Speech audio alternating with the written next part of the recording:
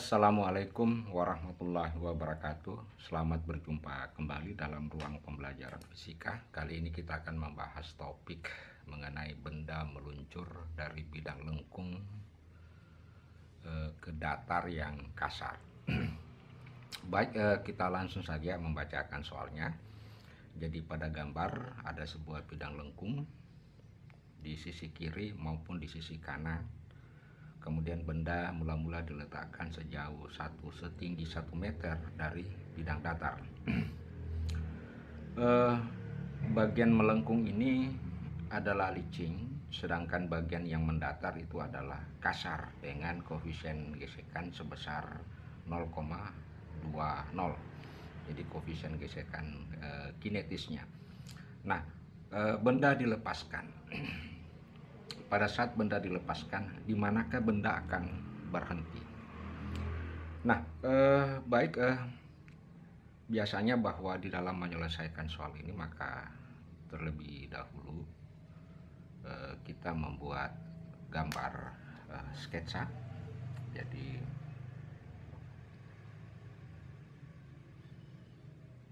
ada gambar sketsa. Jadi katakanlah ini bagian bidang yang datar. Kemudian ada bagian yang melengkung.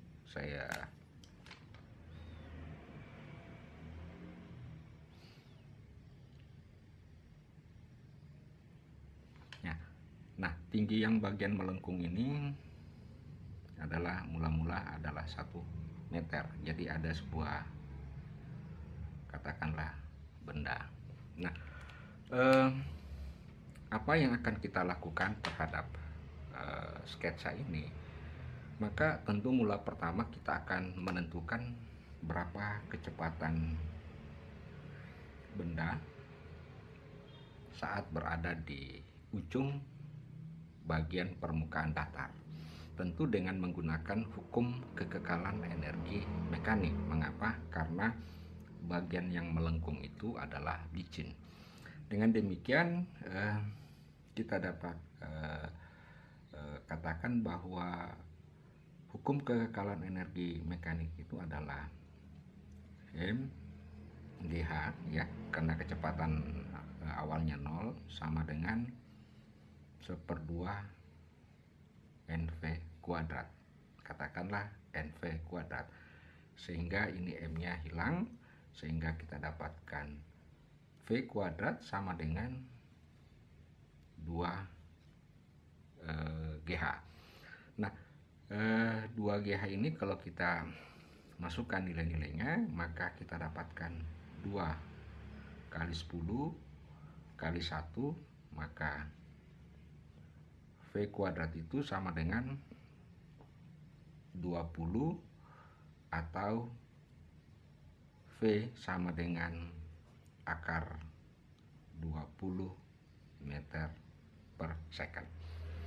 Nah, berarti kita sudah menentukan kecepatan ini sebesar 20 meter per second. Jadi katakanlah di sini kecepatannya adalah 20 meter per second. Itu adalah kecepatan yang bergerak di bidang datar. Nah, ada satu pertanyaan yang muncul. Apakah dengan kecepatan 20 meter per second mampu melewati bidang datar ini atau tidak? Ya kan gitu. Jadi mampu melewati bidang datar ini yang kasar, ya. Nah, oleh karena itu kita akan mencoba mencari perlambatan yang menyebabkan terjadinya pengurangan kecepatan oleh benda tersebut. Jadi misalkan di sini ada gaya gesekan. Jadi saya tulis gaya gesekan di sini, ya. Nah, kita meninjau dulu menentukan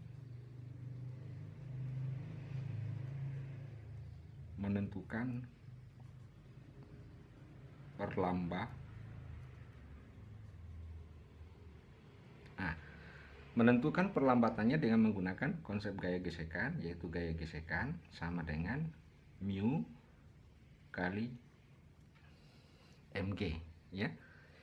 Mu sama dengan m kali g dikali dengan m kali a, ya.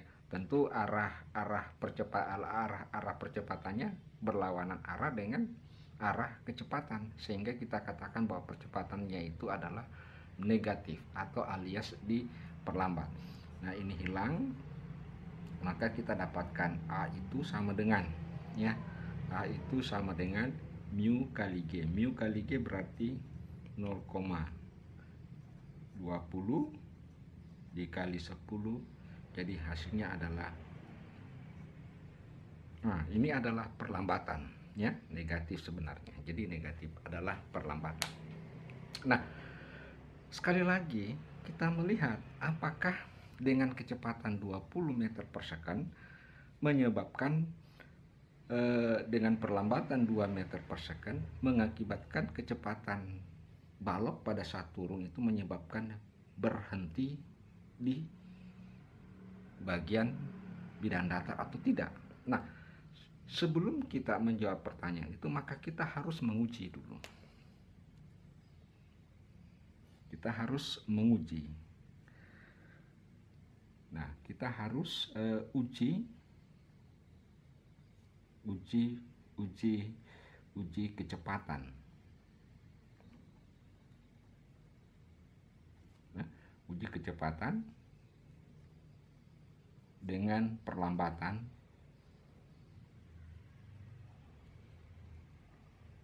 ya, dengan perlambatan A. Nah, tentu kita sudah tahu panjangnya ini adalah sama dengan 2 meter gitu. Sama dengan 2 meter. Sehingga bisa kita tuliskan V kuadrat sama dengan V0 kuadrat dikurang 2AS. Jadi V kuadrat sama dengan V0 kuadrat. Nah, yang menjadi V0 itu adalah ini.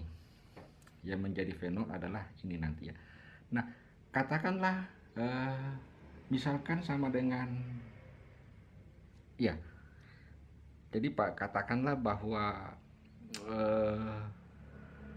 benda itu berhenti di ujung sini. Jadi pas di ujung sini. Kemudian kita lihat V0 kuadrat sama dengan 2 kali, nah kita masukkan nilainya 2, ya. Kemudian panjangnya adalah 2, maka V0 kuadrat sama dengan 8, atau V0 kuadrat sama dengan akar 8 meter per second. Ini artinya apa? Bahwa benda ini akan berhenti pas di ujung, jadi pas di ujung daripada bidang datar apabila kecepatan awalnya adalah 8 meter per second. Oke, jadi sekali lagi bahwa benda ini akan berhenti di ujung apabila kecepatannya akar 8 meter per second. Tetapi kenyataannya, iya, tetapi kenyataannya V-nya lebih besar daripada V0. Maka dengan kecepatan akar 20, maka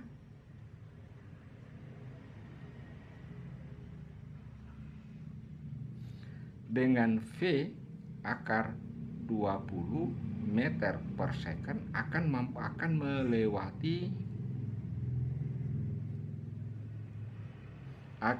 melewati, ya. Jadi dengan kecepatan 20 meter per second akan melewati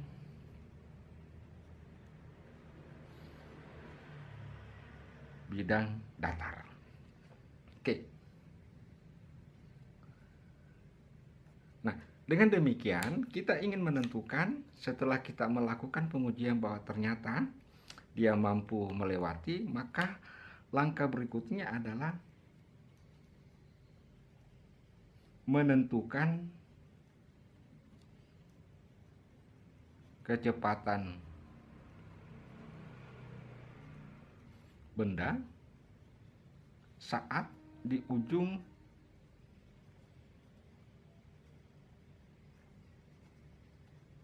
ya.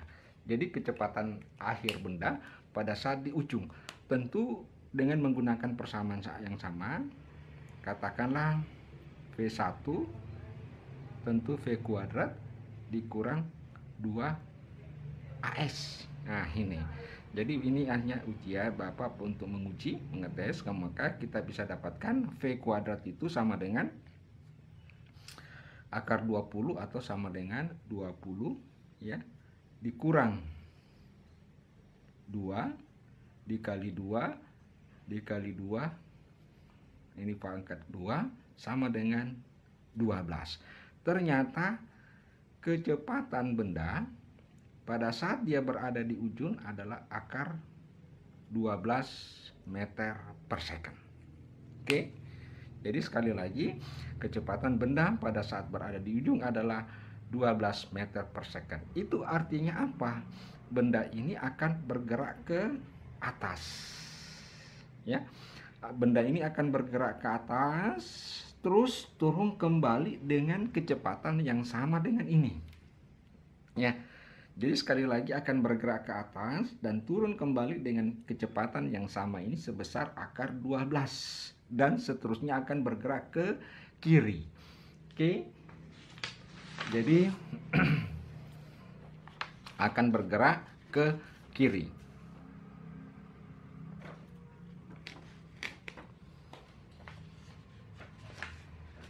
Jadi sekali lagi, dengan kecepatan akar 12 ini maka akan bergerak ke atas dan kembali lagi ke kiri. Nah, saya akan mencoba menggambarkan kembali sketsanya.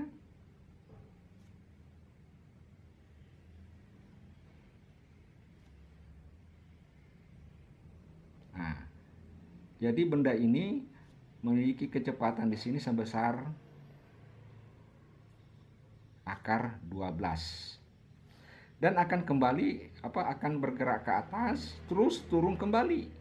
Maka kecepatan pada saat dia turun, sama dengan akar 12 untuk menuju ke titik ini. Sehingga bisa saya tuliskan ya, akar 12. Nah, ini yang sama dengan V1 dan akan bergerak ke kiri. Jadi setelah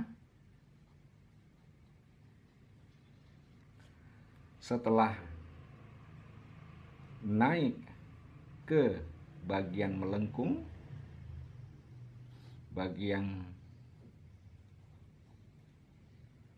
bagian kanan ya, dengan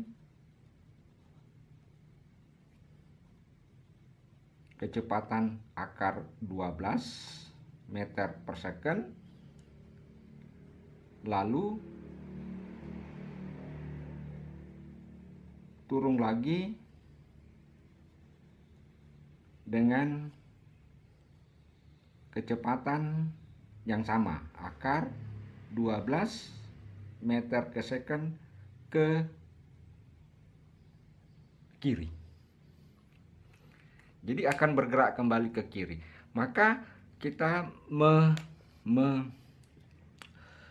menuliskan kembali dengan demikian berapa kecepatan kita menentukan lagi kembali kecepatan benda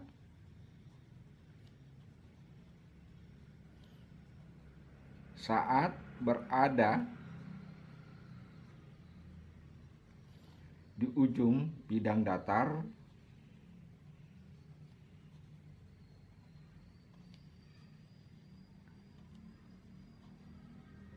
kiri adalah. Jadi kita menentukan kembali berapa besarnya kecepatan benda pada saat dia berada di ujung kiri. Nah, tentu kita gunakan V2 sama dengan V1 pangkat 2 dikurang 2AS. Nah, katakanlah ini V2 kuadrat, V1-nya akar 12 berarti 12 dikurang 2 dikali 2 dikali 2 sama dengan V2 kuadrat sama dengan 4 ya. Karena 2 kali 2 8, sehingga kita dapatkan V2 sama dengan akar 4 meter per second. Jadi ternyata yang berikutnya ini, benda ini kembali lagi ke sisi sini.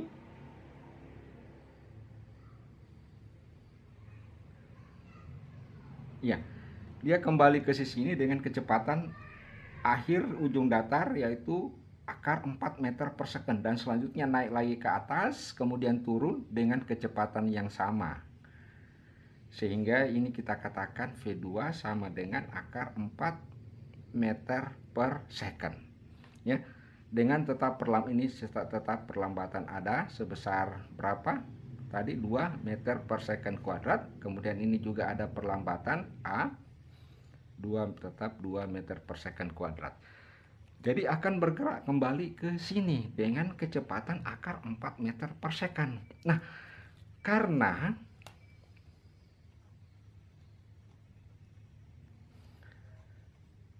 V2 yang sama dengan akar 4 meter per second lebih kecil daripada V0 tadi yang sama dengan akar 8 meter per second, maka